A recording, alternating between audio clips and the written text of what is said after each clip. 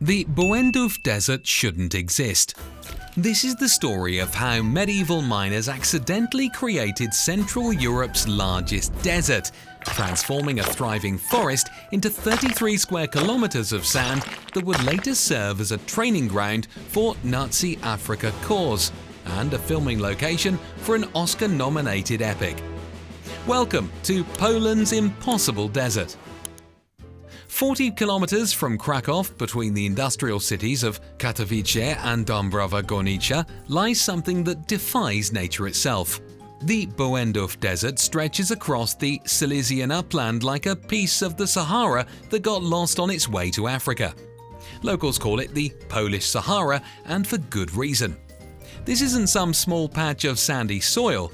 We're talking about 33 square kilometers of genuine desert, complete with shifting dunes, fine quartz sand, and until recently, actual mirages.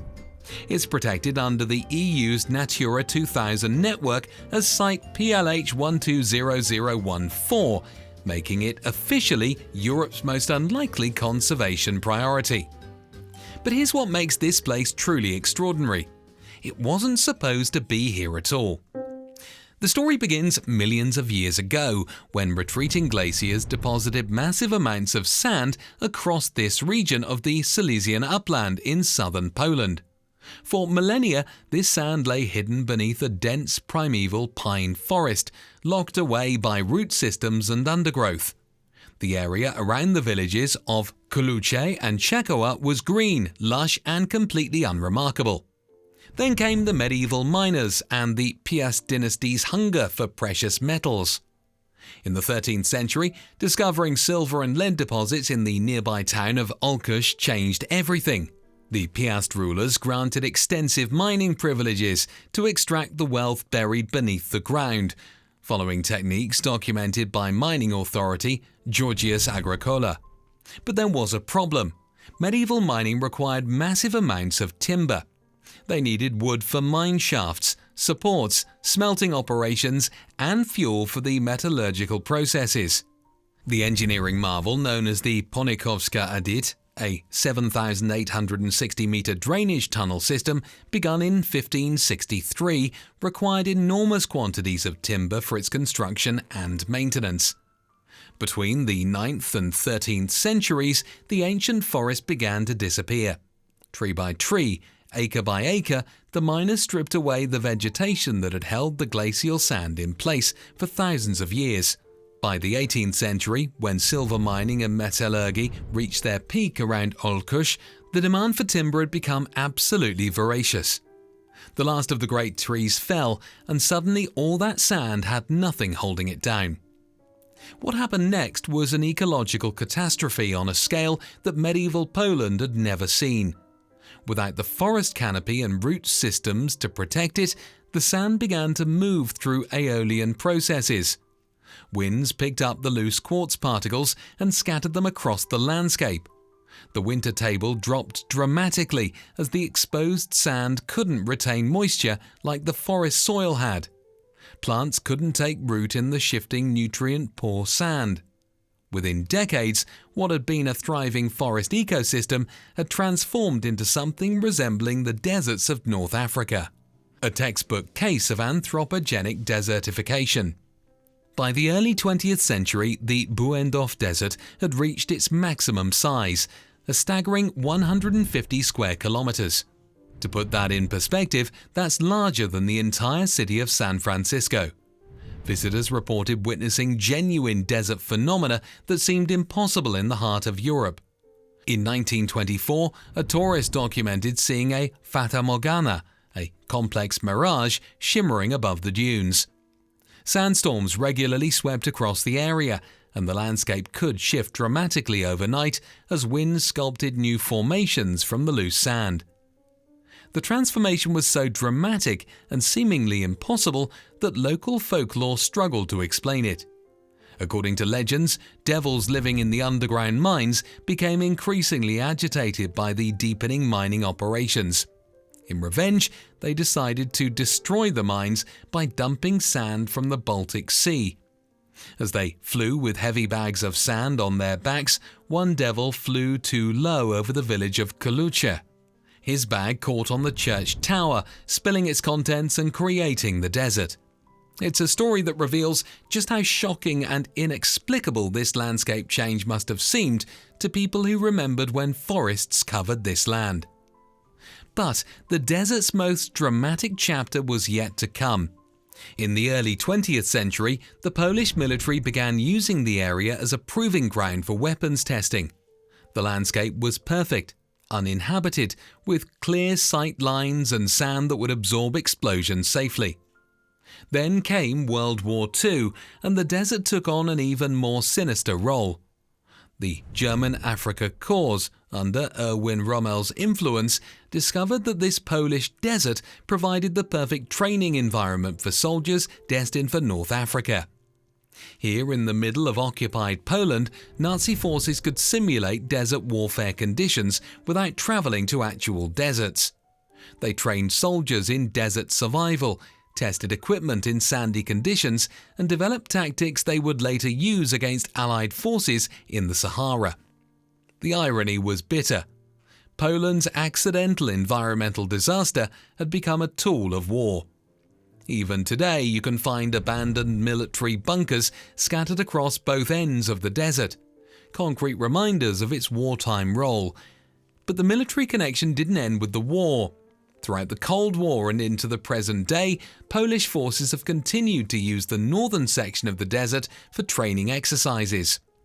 Paratroopers from the 6th Airborne Bridge in Krakow, a unit that honours the legacy of Stanislaw Sosabowski and his historic paratroopers from Operation Market Garden, regularly conduct jumps here.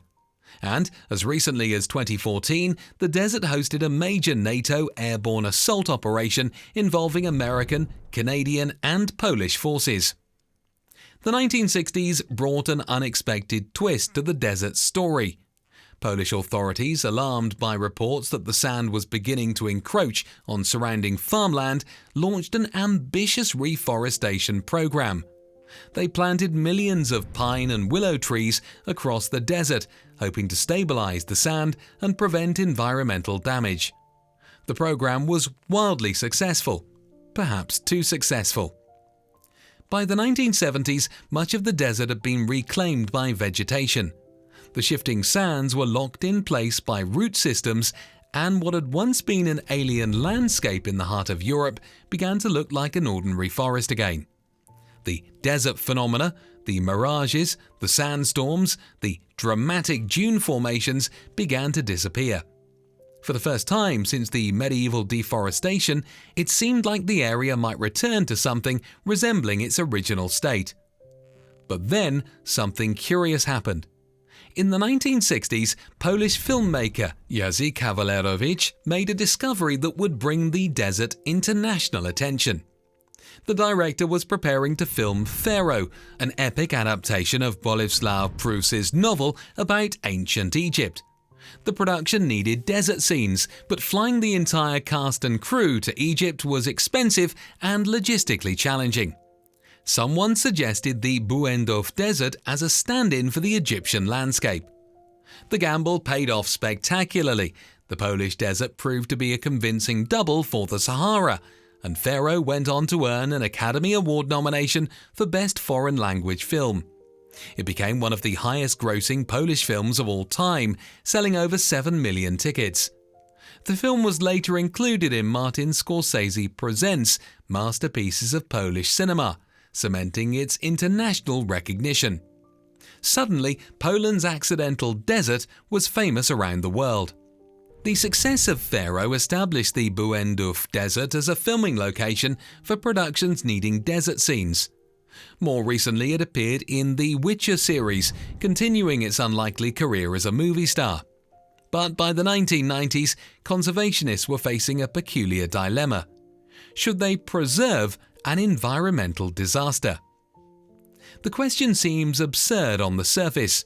The Błędów Desert exists only because of medieval ecological destruction. It represents the complete elimination of a natural forest ecosystem. By any normal environmental standard, the return of vegetation should be celebrated. Yet by the 1990s, the desert had become something unique and scientifically valuable: Central Europe's only true sand desert. In 1994, Polish authorities made a remarkable decision. They abandoned the reforestation program entirely. Instead of continuing to fight the desert, they would preserve it. The reasoning was compelling. Whatever its origins, the Błędów Desert had become an ecosystem unlike anything else in Central Europe. It supported unique plant and animal species adapted to sandy conditions. It was geologically and scientifically fascinating, and it was irreplaceable. Once lost to reforestation, it could never be recreated. The preservation effort gained momentum in 2013 when conservationists launched a formal movement to protect the desert. The European Union, recognizing the area's unique value under its Natura 2000 program, provided funding for an active conservation program. In a delicious irony, this conservation work involves deliberate deforestation, removing trees and vegetation that threaten to eliminate the very desert they're trying to preserve. Magdalena Moron of the Desert Rejuvenation Program captures the passion driving these efforts. This place is worth fighting for. It's worth working on to make sure it doesn't disappear off the map. The work is ongoing, with teams regularly clearing vegetation to maintain open sandy areas and prevent the complete return of forest cover. Today's Błędów Desert is a study in contrasts.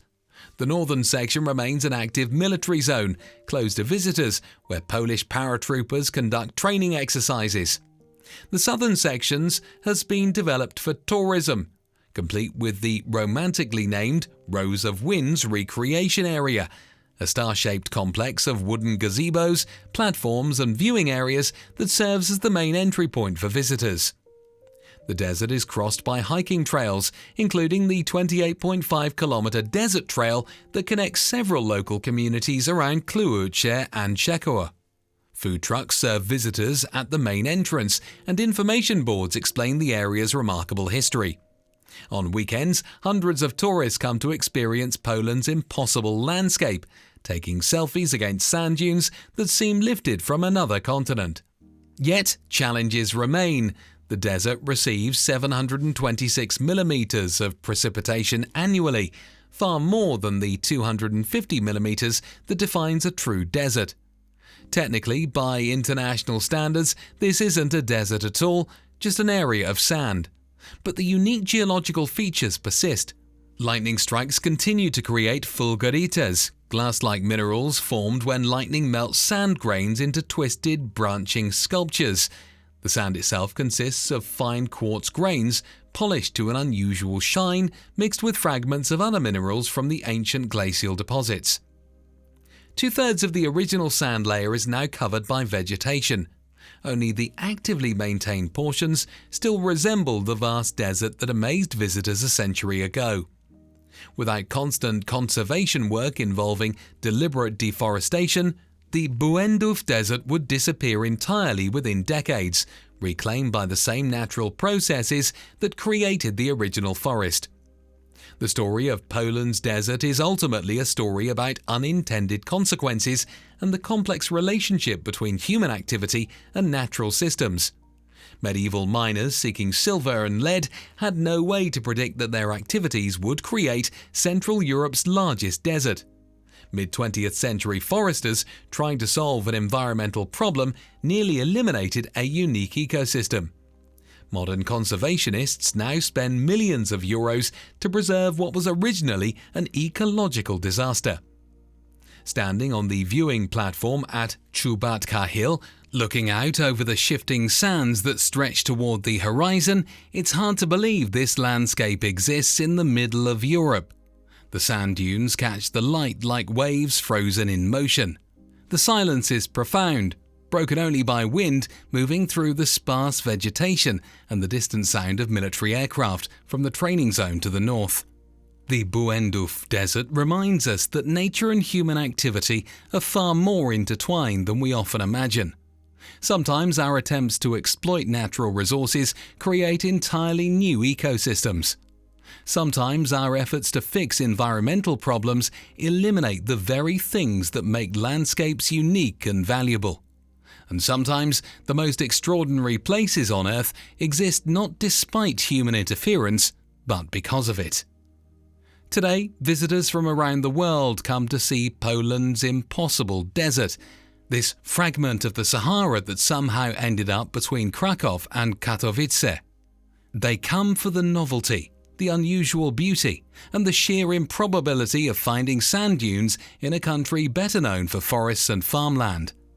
But they're also witnessing something deeper, a landscape that tells the story of human ambition, environmental consequences, and the remarkable resilience of natural systems to create beauty even from destruction. The Błędów Desert endures, maintained by constant human intervention, a living monument to the unintended power of human activity to reshape the world in ways we never expected. In its windswept dunes and shifting sands lies a lesson about the complexity of environmental stewardship and the unexpected places where we might find wonder in our world.